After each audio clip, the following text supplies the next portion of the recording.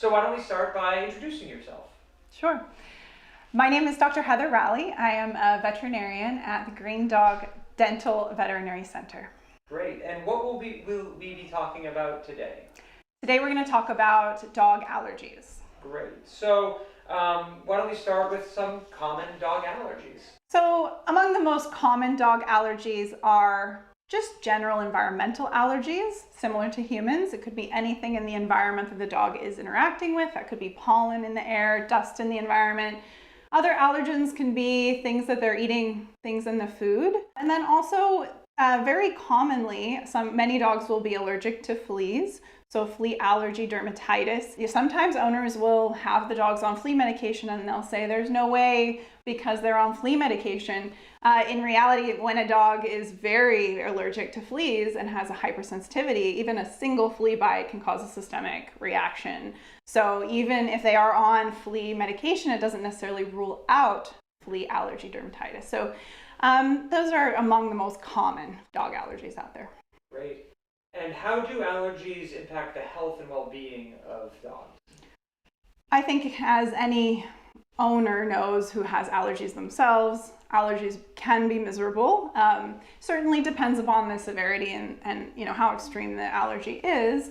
A dog who is incredibly itchy, may be licking and scratching themselves all day long. And I think any owner can see that that's a welfare concern, in addition to, of course, being a health concern, because especially for those dogs who do lick and scratch, a lot of times that can result in, hot spots on the skin, areas where, the skin is so moist and becomes repeatedly abraded and then can become secondarily infected with bacteria. So it can lead to dermatitis as well.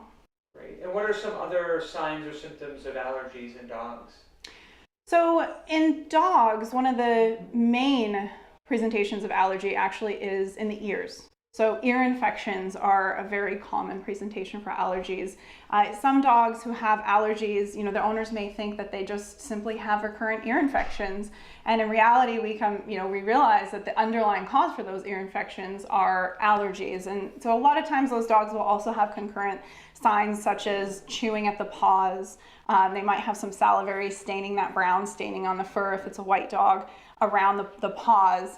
And other signs of just general itchiness are very common. Can I diagnose my dog's allergies at home myself? You can certainly see certain signs and symptoms of allergies. The history that you will come and present to us and to your veterinarian when you come for your consult with your dog will be really useful for us when we are going to diagnose allergies. So having the information that you bring us about how they're doing at home, when these symptoms tend to flare up, if it's a certain activity, when they go outside, after they eat, that type of information is very useful for us. So if you can bring that information to your veterinarian, and together with your veterinarian, you can come to a diagnosis for your dog and hopefully find a therapy that will work for him. And how will a veterinarian diagnose allergies in a dog? So a lot of it is just physical exam. We are looking for certain very common signs and symptoms that are associated with allergy. A lot of times what we will do is actually try, because allergy medicine is readily available and very accessible and easy to administer, we will actually just try a trial of allergy medication and see if that helps. And that will be one way to diagnose an allergy, if that actually works. Another way to diagnose it is, if we suspect it's particularly a food allergy, is to do a food elimination diet trial. And just, give a very simple, single carbohydrate, single protein diet for a period of time and see if those symptoms resolve. It's, so it can be a process. And then in some cases that are more complicated, we may even refer you to a dermatologist to work up those cases. Gotcha. And are there shampoo therapies you could use for dog allergies? There are some shampoos that can help, particularly for those cases where you have secondary dermatitis or bacterial fungal infections that are coming up with the allergies. And some shampoos for dogs have compounds in them that can soothe dry, flaky skin that can develop when the dogs have chronic allergies. So there are certain shampoos that will help with allergy symptoms. So it's probably not the thing that's going to cure the allergy necessarily, but it can help. It can be included in a complete therapeutic plan. What is hyposensitization or desensitization therapy for dog allergies? If we do come to a firm conclusion on what the allergen is, which may or may not actually ever happen for your pet, but if we actually do definitively know what that allergen is, then we can do an allergist. We would most likely refer to an allergist who can do basically a process of desensitizing the pet to the allergen by providing a little inoculation of the antigen from the allergen into the body. Small doses at increasing levels, and then over time that creates a desensitization to the allergen, and that can reduce those symptoms or even eliminate them in some cases. Okay. Do dogs suffer from seasonal allergies? Yes, dogs do suffer from seasonal allergies. So a lot of times for pets who suffer from, these ear infections or these itchy symptoms, they may come and go a lot throughout the year, and that is one of the big signs of environmental allergens. Pollen and seasonal allergens are big contributor to environmental allergy.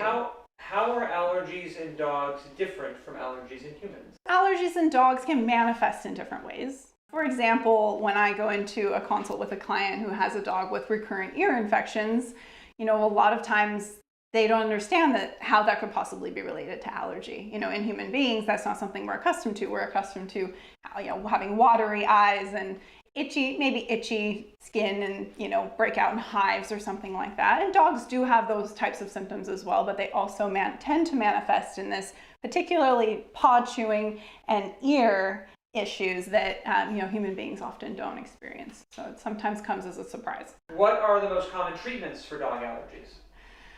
So we already talked about desensitization therapy. If you actually know what the allergen is, that's, I think, a pretty rare case. In most cases, we might have a suspicion that it's an environmental allergy or a food allergy, and we may be able to, if it's a food allergy, we may be able to try a food trial, eliminating, basically all ingredients except one protein, one carbohydrate, and trying to really limit the consumption or eliminate any consumption of treats or anything outside of that diet, and try to reduce the potential for exposure to that allergen. And then over time, we'll see if there's a reaction to that. There are also obviously medications that can be given to, it can be oral medications or injectable medications that can be given to eliminate the symptoms and that itchiness and reduce inflammation and other things. And of course, if they have ear infections, we treat the ear infections. And what kind of medicines are safe for dogs with allergies? People often come in here asking me about Benadryl for dogs, and Benadryl is for example, a type of medication that we occasionally do use with dogs. So it is a safe medication. However, it isn't quite as effective for controlling allergies in dogs as it often is in human beings. In dogs, we often use other types of medication. They interact with the immune response in a different way. So it's just, we trial and error it. Some dogs come in here and they need a certain medication over another, and we will try one and they may not respond to it, and we try another. So there are a few options. You need to talk to your veterinarian about them. Is there anything I need to do in my home environment for my dog's allergies? Particularly for dogs with environmental allergies, just like human beings, dogs need fresh air. Maintaining a clean, sanitary environment, relatively dust-free environment. You can use, if we know that the dog has particularly like seasonal allergies, and every time you open your window or you let them outside, they develop runny eyes and itchiness. Having an air purifying system in your home can be very helpful for controlling that. So there are certainly ways that you can help reduce some of the allergens.